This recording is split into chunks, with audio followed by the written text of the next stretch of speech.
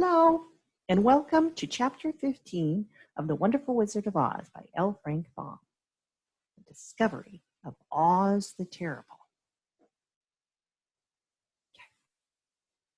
Oh, that must be the king of the monkeys. Winged monkeys, because he's got the hat. Saying goodbye. All right, here we go. The four travelers walked up to the great gate of the Emerald City and rang the bell.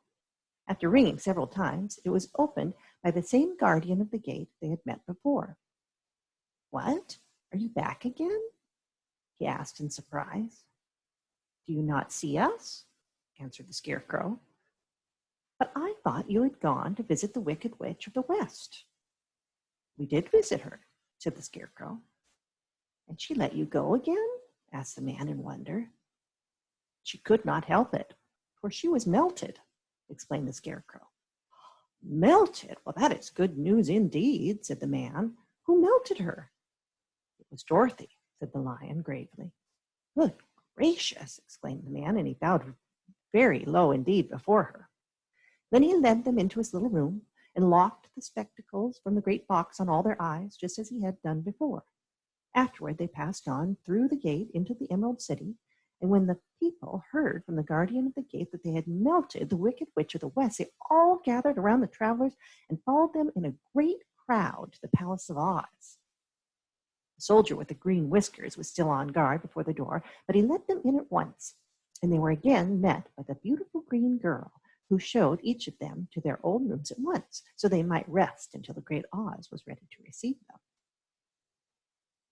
The soldier had the news carried straight away to Oz that Dorothy and the other travelers had come back again after destroying the Wicked Witch. Oz made no reply. They thought the great wizard would send for them at once, but he did not. They had no word from the next day, nor the next, nor the next. Waiting was tiresome and wearing, and at last they grew vexed that Oz should treat them in so poor a fashion after sending them to undergo hardships and slavery.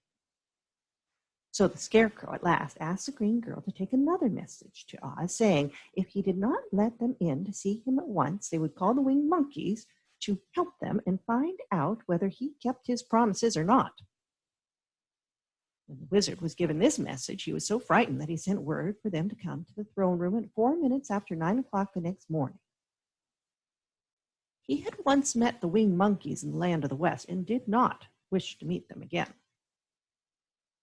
The four travelers passed a sleepless night, each thinking of the gift Oz had promised to bestow upon them. Dorothy fell asleep only once, and then she dreamed she was in Kansas, where Aunt Anne was telling her how glad she was to have her little girl at home again. Promptly at 9 o'clock the next morning, the green-whiskered soldier came to them, and 4 minutes later they all went to the throne room of the great Oz. Of course, each of them expected to see the wizard in the shape he had taken before, and all were greatly surprised when they looked about and saw no one at all in the room. They kept close to the door and closer to one another, for the stillness of the empty room was more dreadful than any of the forms they had seen Oz take. Presently, they heard a voice, seeming to come from somewhere near the top of the great dome, and it said solemnly, "I am Oz, the great and terrible. Why do you seek me?" They looked again in every part of the room, and then seeing no one, Dorothy asked, "Where are you?" "I am everywhere," answered the voice, "but to the eyes of common mortals I am invisible. I will now seat myself upon my throne, and you may converse with me." Indeed, the voice seemed just then to come straight from the throne itself. So they walked toward it and stood in a row while Dorothy said, "We have come to claim our promise, O Oz." "What promise?" asked Oz. "You promised to send me back to Kansas when the Wicked Witch was destroyed," said the girl. "And you promised me brains," said the Scarecrow. "And you promised to give me a heart," said the Tin Woodsman. "And you promised to give me courage," said the Cowardly Lion. "Is the Wicked Witch really destroyed?" asked the voice. And Dorothy thought it trembled a little. I should have read that differently then. "Is the Wicked Witch really destroyed?" asked the voice, and Dorothy thought it trembled a little. "Yes," she answered, "I melted her with a bucket of water." Me, said the voice. How sudden. Well, come to me tomorrow, for I must have time to think it over. You've had plenty of time already, said the Tin Woodman angrily. We shan't wait a day longer, said the Scarecrow. You must keep your promises to us, exclaimed Dorothy. The lion thought it might help to frighten the wizard, so he gave a large, loud roar, which was so fierce and dreadful that Toto jumped away from it in alarm and tipped over the screen that stood in a corner. As it fell with a crash, they looked that way, and the next moment all of them were filled with wonder.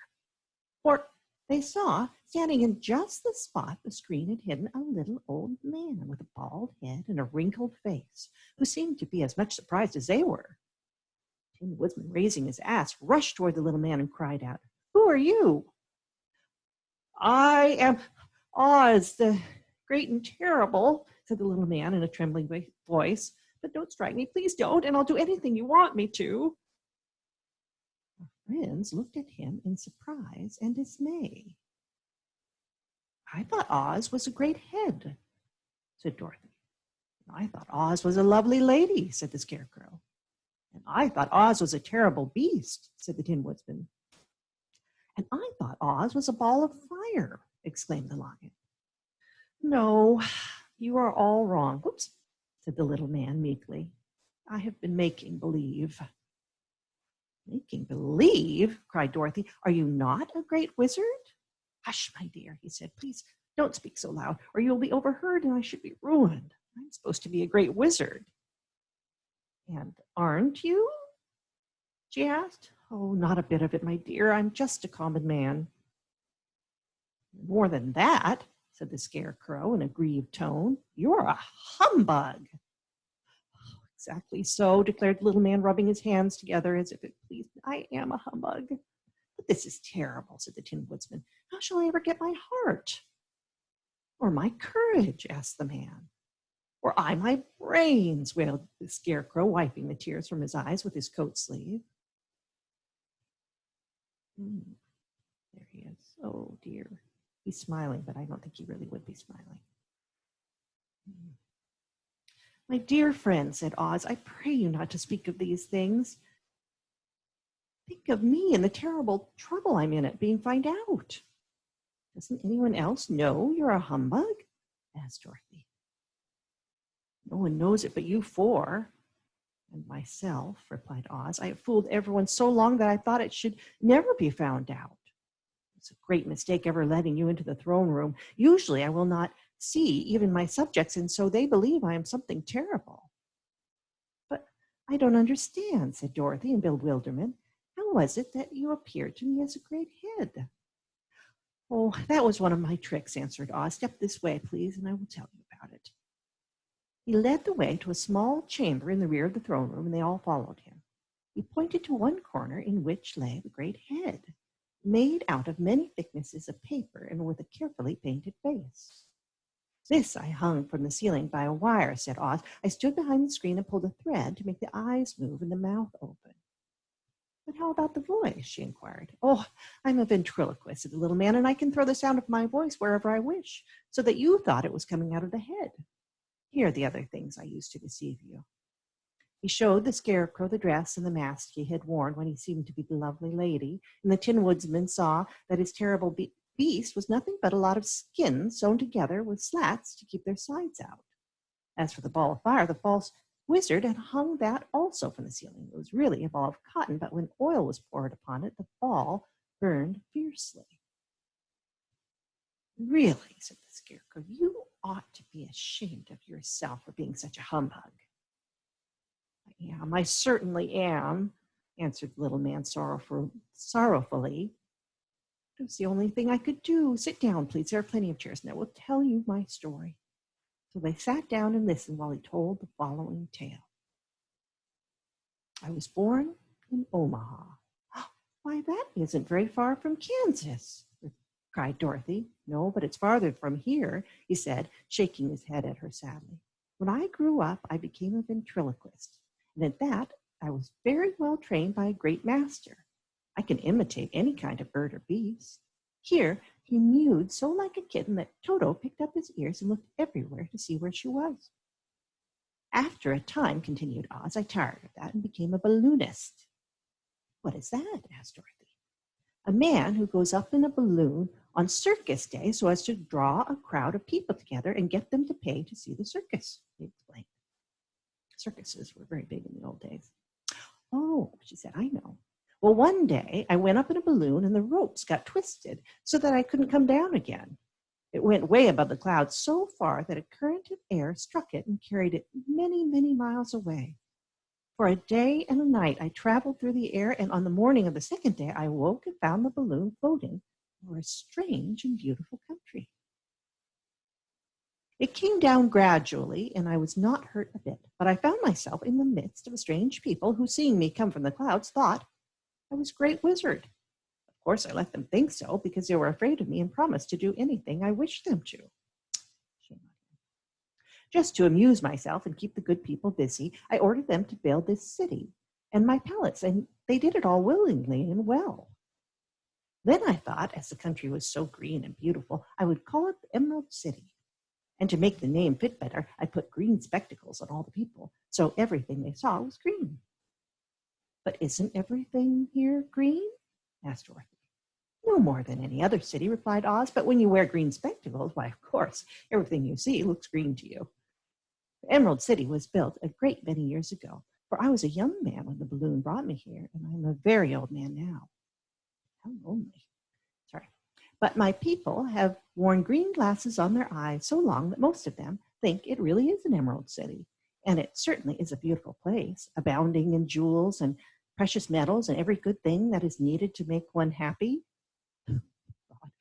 I have been good to the people and they like me, but ever since this palace was built, I have shut myself up and would not see any of them.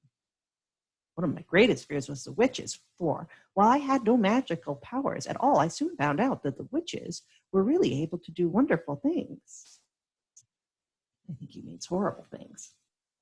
There were 4 of them in this country, and they ruled the people who live in the north and the south and the east and the west. Fortunately, the witches of the north and south were good, and I knew they would do me no harm. The witches of the east and west were terribly wicked, and had they not thought I was more powerful than they themselves, they would surely have destroyed me. As it was, I lived in deadly fear of them for many years. You can imagine how pleased I was when I heard your house had fallen on the wicked witch of the east. When you came to me, I was willing to promise anything if you would only do away with the other witch. Now that you have melted her, I am ashamed to say I cannot keep my promises. I think you are a very bad man, said Dorothy. Oh, no, my dear, I'm really a very good man, but I'm a very bad wizard, I must admit. Can't you give me brains? Asked the Scarecrow. You don't need them. You are learning something every day. Baby has brains, but it doesn't know much. Experience is the only thing that brings knowledge, and the longer you on earth, the more experience you are sure to get. That may all be true, said the Scarecrow, but I shall be very unhappy unless you give me brains. The false wizard looked at him carefully. Well, he said with a sigh, I'm not much of a magician, as I said, but if you will come to me tomorrow morning, I will stuff your head with brains. I cannot tell you how to use them, however. You must find that out for yourself. Oh, thank you, cried the Scarecrow. I'll find a way to use them. Never fear. How about my courage? Asked the Lion anxiously. You have plenty of courage, I'm sure, answered Oz. All you need is confidence in yourself. There's no living thing that is not afraid when it faces danger. True courage is in facing danger when you are afraid. And that kind of courage you have in plenty. Perhaps I have, but I'm scared just the same, said the Lion. I shall be very unhappy unless you give me the sort of courage that makes one forget he is afraid. Very well, I will give you that sort of courage tomorrow, replied Oz. How about my heart? Asked the Tin Woodsman. Why, as for that, answered Oz, I think you are wrong to want a heart. It makes most people very unhappy. If you only knew it, you are in luck to not have a heart. That is a matter of opinion, said the Tin Woodsman. For my part, I will bear all the unhappiness without a murmur if you will give me the heart. Very well, answered Oz meekly. Come to me tomorrow, and you shall have a heart. I have played wizard for so many years that I may as well continue the part a little longer. And now, said Dorothy, how am I going to get back to Kansas? We shall have to think about that, replied the little man. Give me 2 or 3 days to consider the matter, and I'll try to find a way to carry you over the desert. In the meantime, you shall be treated as my guests, and while you live in the palace, my people will wait upon you and obey your slightest wish. There's only one thing I ask in return for my help, such as it is. You must keep my secret and tell no one I am a humbug. They agreed to say nothing of what they had learned and went back to their rooms in high spirits. Even Dorothy had hoped that the great and terrible humbug, as she called him, would find a way to send her back to Kansas, and if he did, that she was willing to forgive him anything. So, the heart. The end. Bye-bye.